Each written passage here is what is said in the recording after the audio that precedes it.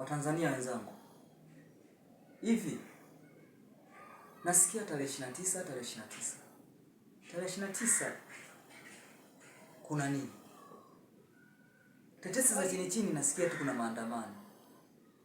Watanzania mnaandamana kwa kipi mnachotaka nyinyi hasa? Je, umeandamana? Umejipanga?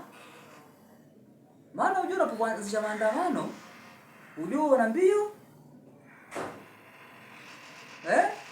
Kwa sababu hapo bado hujakutana na wazee wanajiita fanya fujo uone. Lisi kanali yako Tanzania. Kama unacho, kama hauna. Maandamano ya nini? Mbona nchi yetu ipo shwari? Rais wetu yupo anapambania. Tukaeni, tumpambanieni mama yetu apite, tumpe tena mitano. Aongoze. Maandamano ya nini? Yanakusaidia nini wewe? Hebu angalia wenzetu nchi za jirani.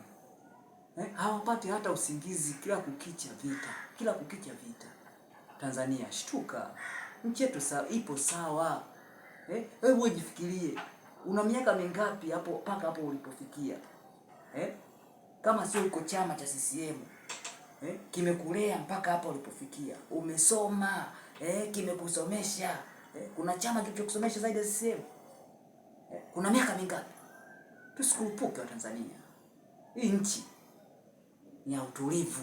Hii nchi ni ya amani. Na ukitaka angalia kama hii nchi ni amani, timu ngapi zinatoka kwao huko kwenye mavurugu zinakuja kukaa kwetu kucheza kuweka kambi?